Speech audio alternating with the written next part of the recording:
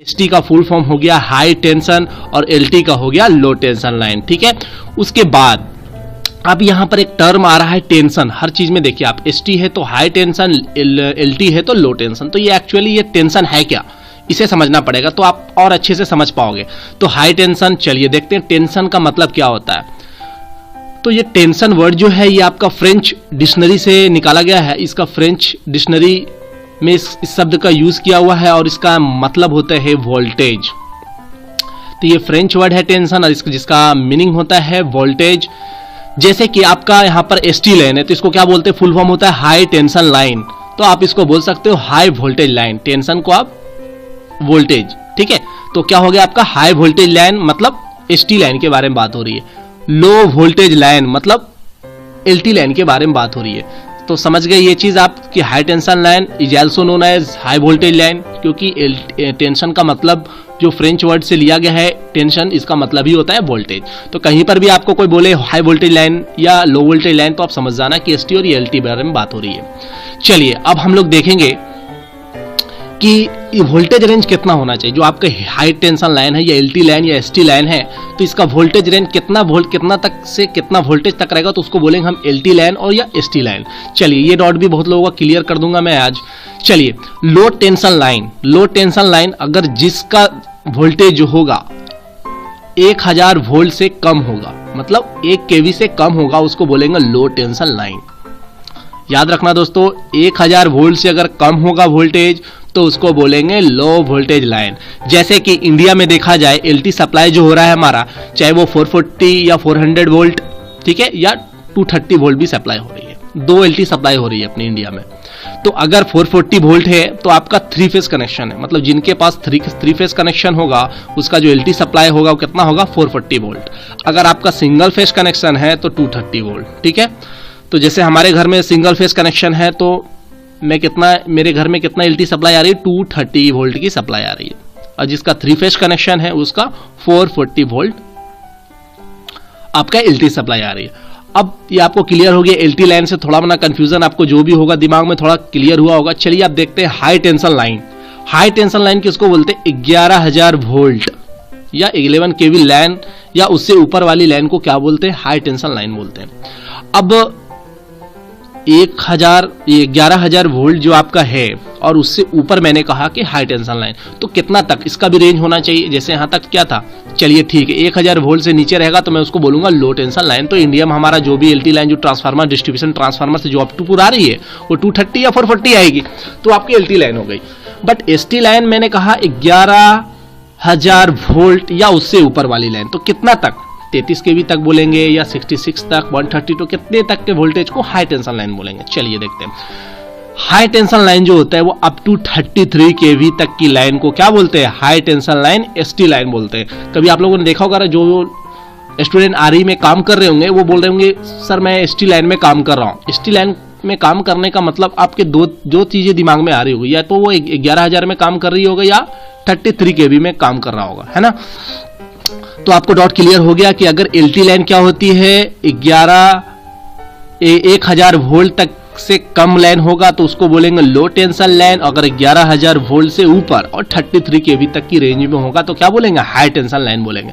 अब एक क्वेश्चन और आ रहा होगा कि सर अगर 33 केवी लाइन से ऊपर वाली लाइन को क्या बोलेंगे फिर, तो उसको क्या बोलते हैं दोस्तों, EST, एक्स्ट्रा हाई वोल्टेज।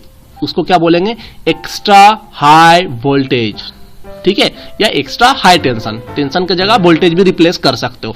तो क्या हो गया, EST लाइन में, है ना। तो एक्स्ट्रा हाई टेंशन या एक्स्ट्रा हाई वोल्टेज, तो उसका जो वोल्टेज होगा वो कितना होगा, 33 केवी से ऊपर वाली लाइन को क्या बोलेंगे, एक्स्ट्रा हाई वोल्टेज। ठीक है, तो 3 टर्म हम लोग देख लिए, LT, HT और EHT। ठीक है, अब हम लोग देखेंगे कि कौन कौन से इंसुलेटर यूज करते LT लाइन में और ST लाइन में। एसटी लाइन की बात करें, मतलब हाई टेंशन लाइन की बात करें या हाई वोल्टेज लाइन की बात करें, तो वहां पर मेनली 2 टाइप के इंसुलेटर यूज हो रहे हैं। 11 केवी पिन इंसुलेटर जो आपको दिख रहा है यहाँ फिगर में दिया हुआ है कि आपका क्या है, 11 केवी पिन इंसुलेटर है। तो ये पिन इंसुलेटर यूज होता है। अगर 33 केवी की लाइन की पिन इंसुलेटर हो तो क्या होगा, ये साइज में बड़ा होगा, ठीक है। और डिस्क इंसुलेटर यूज करते हैं हम लोग, ये दिख रहा हो डिस्क इंसुलेटर, ये 11 केवी डिस्क इंसुलेटर है। अगर 33 केवी की लाइन होगी तो वहां पर 3 डिस्क इंसुलेटर होगा। तो आपको समझ में आ गया कि हाई टेंशन लाइन में कौन से इंसुलेटर यूज होते हैं, क्योंकि बहुत सारे इंटरव्यू में ये क्वेश्चन पूछा गया है कि बताओ कि एसटी लाइन में कौन से इंसुलेटर यूज करते हो आप। तो आपको बताना है सर 11 के भी पिन इंसुलेटर यूज करता हूँ और डिस्क इंसुलेटर यूज करता हूँ, ठीक है। और ये भी पूछा जाता है कि एलटी लाइन में, लो टेंशन लाइन में कौन से इंसुलेटर यूज करते हो, तो आपको बोलना है सर 1.1 केवी का पिन इंसुलेटर यूज करता हूं और सेकल इंसुलेटर यूज करता हूं। तो ये आपका 1.1 केवी पिन इंसुलेटर है और ये आपका सेकल इंसुलेटर है, ठीक है।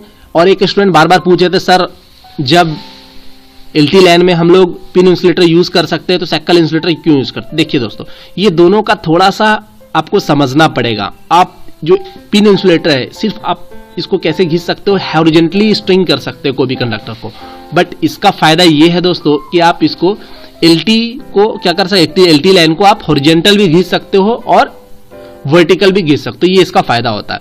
तो ऐसा नहीं है कि मैं इसको छोड़ के इसे यूज करूं, ऐसा नहीं है। तो जहां पर मुझे एप्लीकेशन जैसा मिलेगा वैसा यूज करूंगा, ठीक है। चलिए अब देखना है मुझे कि मैंने इंसुलेटर देख लिया कि एसटी लाइन और एलटी लाइन में कौन सा इंसुलेटर यूज होगा। अब देखेंगे कौन सा कंडक्टर यूज करते हैं एसटी और एलटी लाइन में। तो ये सब आप इसको कंपेयर करके आप एसटी लाइन और एसटी लाइन के बारे में जान सकते हो। चलिए देखते हैं आप कंडक्टर कौन सा यूज करते हैं। कंडक्टर की बात की जाए तो हाई टेंशन लाइन में जो सबसे ज्यादा जो कंडक्टर 11 केवी लाइन में यूज होती है वो रैबिट कंडक्टर यूज होती है। याद रखिए दोस्तों, रैबिट कंडक्टर जो है सबसे ज्यादा, अगर सबसे बढ़िया कंडक्टर, चीफ और बेस्ट कंडक्टर बोला जाता है 11 केवी लाइन के लिए तो वो है सबसे बढ़िया कंडक्टर रैबिट कंडक्टर। अगर उसका क्रॉस सेक्शन एरिया देखें तो 50 स्क्वायर एमएम इसका क्रॉस सेक्शन एरिया होता है और इसकी करंट कैरिंग कैपेसिटी कितनी होती है 157 एम्पेयर। मैंने सारे कंडक्टर के बारे में बताया, चाहे जो भी कंडक्टर हो, rabbit conductor, wolf conductor, squirrel conductor, बहुत सारे कंडक्टर के बारे में मैंने यूट्यूब पे डाला हूं। आप मेरे वीडियो के नीचे लिंक दिया होगा, आप वहां से आप देख सकते हो। ACSR कंडक्टर के नाम से वीडियो है, वहां पर आप बहुत सारे कंडक्टर के बारे में जानोगे और बहुत अच्छा आपको नॉलेज वहां पर मिलेंगे। चलिए लो टेंशन लाइन में सबसे ज्यादा और चीफ और बेस्ट कौन सा कंडक्टर होगा, तो वो होता है स्क्वायरल कंडक्टर। कौन सा यूज होता है दोस्तों, स्क्वायरल कंडक्टर। और इसका जो साइज होता है 20 स्क्वायर एमएम का और इसका करंट कैरिंग कैपेसिटी कितनी होती है 89 एम्पेयर।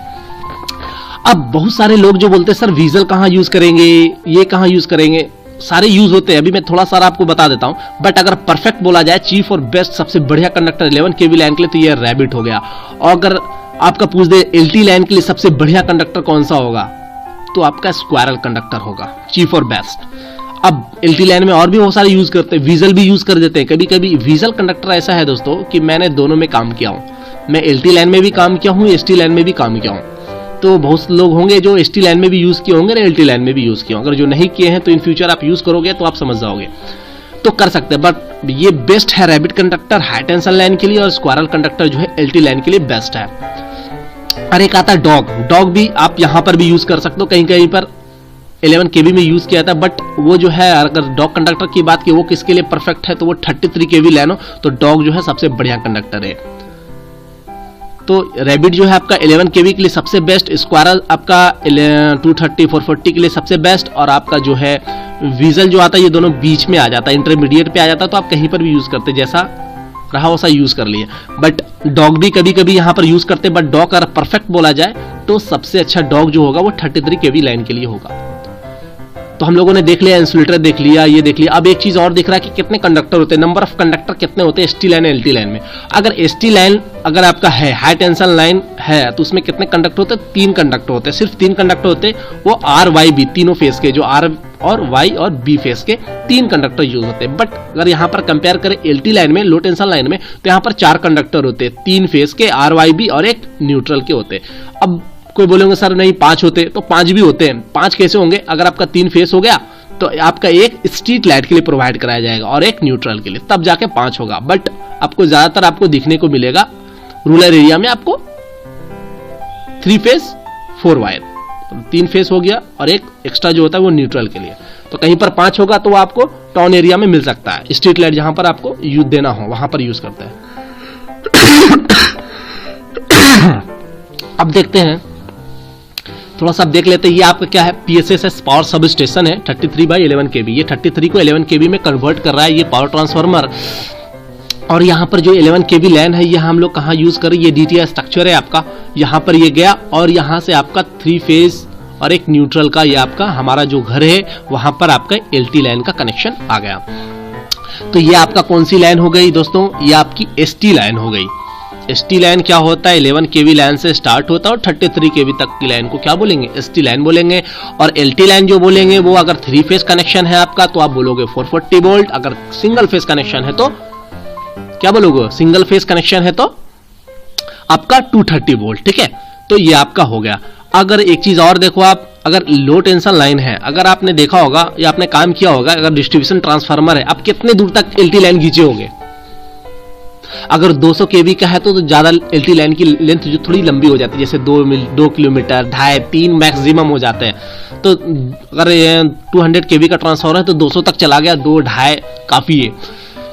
तो इसका जो एक लेंथ देखेंगे LT लाइन का तो शॉर्ट स्पैन का होता है, कम लेंथ भी होता है, शॉर्ट स्पैन भी होता है इसमें। LT लाइन में 2 पोल के बीच का स्पैन जो होता है कम भी होता है, और नंबर ऑफ पोल भी कम लगते हैं, और डिस्टेंस भी कम होते हैं। मतलब लेंथ की बात की जाए, टोटल लेंथ LT लाइन की कोई भी ट्रांसफार्मर से तो कम होती है। बट अगर ST लाइन की बात करें, जैसे 11 kV की